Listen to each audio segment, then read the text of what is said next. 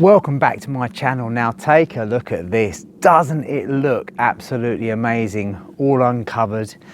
Now this is just like going back in time to a day when I was in my apprenticeship and everyone, all the trades used to sort of like leave it perfectly for the next one. And that's exactly what I've got here. I've got millimetre perfect brickwork. It's super level, it's dimensionally excellent. We've also got really nice slabs there to work off as well. All of the ground around the outside has got compacted type 1 everywhere as well. It's absolutely perfect. So quite often in the building game, conditions can be quite tough, but not here, not today. Cannot wait to get stuck in. So what we're going to be doing today is I have the material arriving from the merchant, the first big delivery. He's going to draw along and he's going to crane it over as close to where I'm working as possible. Then I'll be setting out the plates, all of the bottom plates, and I'll do all the setting out in one go for the whole building, cutting everything, doing any kind of tweaks and adjustments. And then I'll start making them up as wall panels, standing them in situ, bracing them up, then they'll be cladded. I may clad some of them before I stand them up, it depends on the weight, and basically form the framework. Dan's busy in the workshop making all the oak up, and I've been on the phone backwards and forwards to him. The great thing about technology is we can send each other messages, video messages, we can check things. He hasn't got to wait for me to turn up. He can go, what about this detail here? And I'll say, yep, that's great, adjust it like this. So it's wonderful. And as I say, when I was back in the day, didn't even have mobile phones. Nowadays, we've got everything. I've got a computer out here on site. I use that a lot. I've got a laser, incredible technology. And so as I say, I've run round, I've checked all the dimensions, I've got it all prepared, and I'm going to hit the ground running. So the lorry will be here soon. We'll get that offloaded and I'll get myself set up. It's nice to have so much parking. We're in the middle of nowhere, so it's lovely. Got my tea station set up in the van, which is basically a flask and some milk and some tea bags. And yeah, so this is the sort of access I've got here. Probably can't bring the lorries into here, but we'll get them as close as we can to crane it over as well. But yes, what a lovely setting. It's a bonus of the job. So the delivery has arrived. Now we have to make sure we can get it where we want it, hopefully. Always a bit nerve-wracking this when you're doing any kind of logistics and stuff like that. So I've got Richard here from Champion. He's bringing the lorry up now. We're going to get it positioned and get this gear offloaded.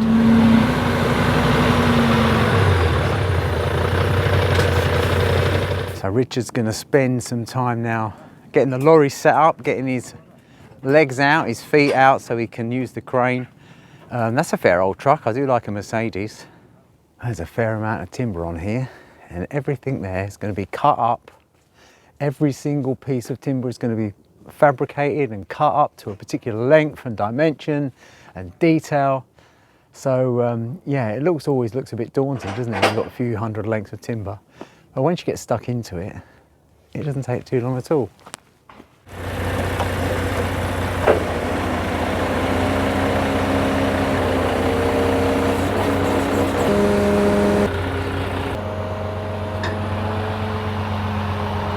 Very good.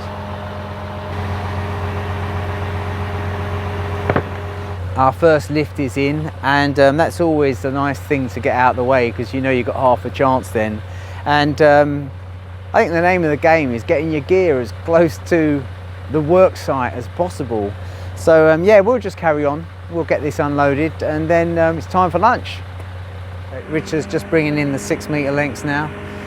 He's a big old pack there, but the guys at the timber merchant split the packs up. So I went in and saw them, talked to them about where we've got to bring them.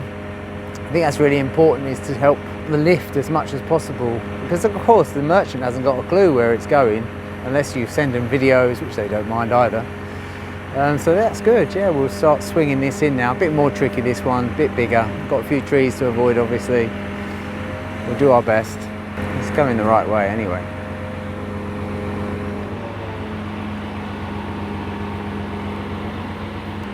Looking good, Richard. Looking real good.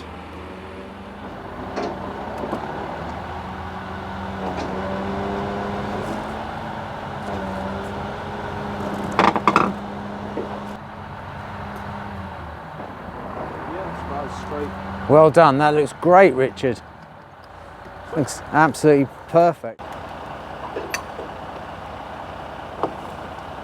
Brilliant. Look, I've got access to walk around the timber. It's in a great position for me to cut straight off the packs. I haven't got to double hand it too much. And this will be the last lift. Just here, another fairly big pack. We'll stick that one straight on top of the other one. And I'm in good shape.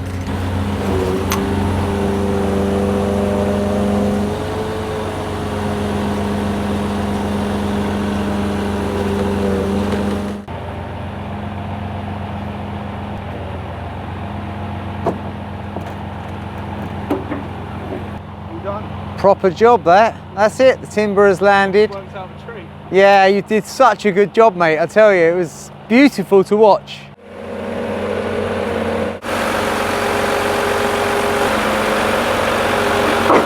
Well, that was brilliant. That is the delivery in now. That gets me going and gives me plenty of work to get through. It's so important to try and make sure you get your logistics right. Imagine unloading all of that by hand. It's going to take 2 or 3 guys a couple of hours, and you've got to keep moving it, double handing it. Now I can pretty much work directly from the packs. Richard did a sterling job. Super glad that he was able to come and do that for us. And that's it, off he goes. Yeah. So yesterday I had the delivery, and I had a few hours left in the afternoon once I'd landed everything to literally get everything mapped out. So what have I done? I've basically cut all of my sole plates around. Okay, so all of these sole plates are exactly the right length for each wall panel. I've also made my height rod here to allow to work out all the studs, because there's different height studs in different places as well.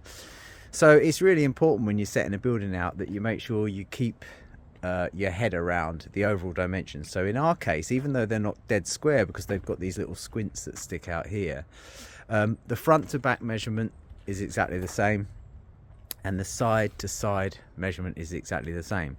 So you've just got to make sure that you keep control of those datums as well. And then what I've done is used set these 2 bits of building out together by having a straight edge all the way through here at the front and again at the back, keeping all of the datums exactly the same. It didn't take me long to whiz round and cut all of these plates in, and now I'll build each individual bit of wall.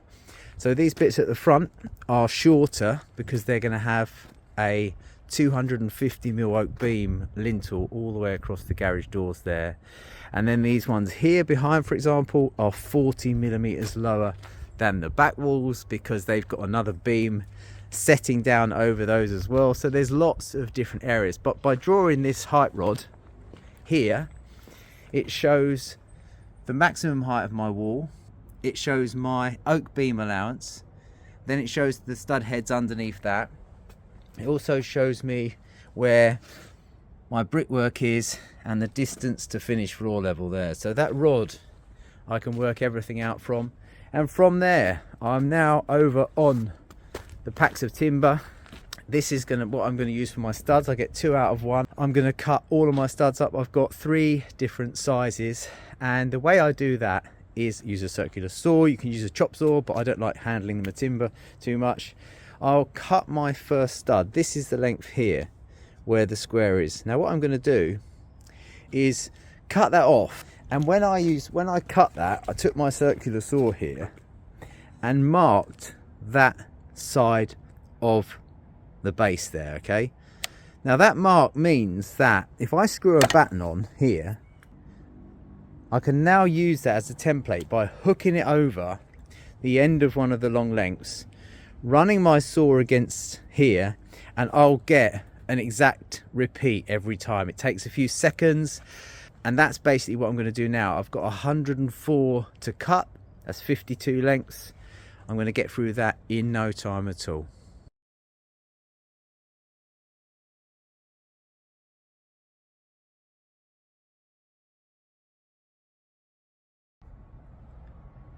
I'm about halfway through cutting all of these timbers now, and it is so quick and easy, and it's all perfectly accurate. So it just takes a lot of time out of a job and keeps the accuracy good. I'll set the camera up so you can see me doing a few. just in case you didn't understand what I meant about running the saw against the edge.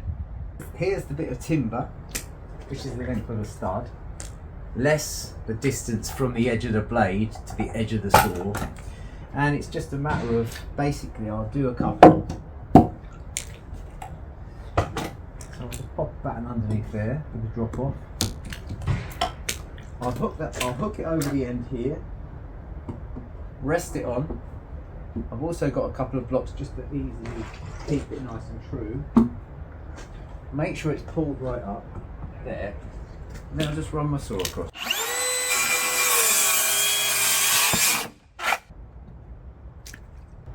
Then I'll slide the offcut down and repeat the process, and that's us. Away we go. Got a wheelbarrow here. We'll throw the offcuts in, so I'm clearing up as I go.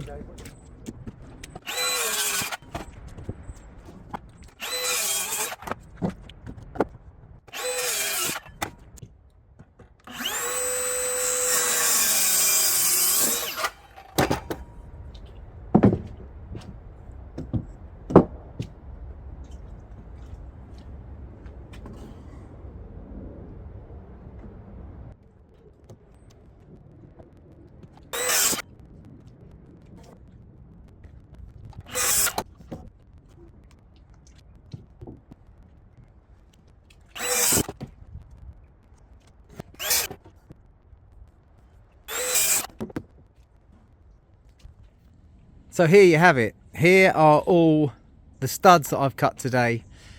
These are the ones left for the gables, which we'll do once I've put the main studs up and got some of the roof in. I've only used half a battery as well, which is incredible. That's why I love battery tools. This particular tool, this Hilti, it just goes and goes and goes. It's well worth investing in decent tools because, well, you can see the result. I've got no power out here. I'm relying solely on batteries, something that has been brilliant in the last few years. And so that's about it for today's video, actually, because I'm going to be now clearing up, sweeping up and getting ready for tomorrow when I start doing assembly. And what I'm going to be doing is putting all the small stuff together, all the little bits together, maybe getting the sarking on those as well, the OSB, the sheathing. And then when Ed turns back up next week, we'll start the big long stuff, so we can stand those up together.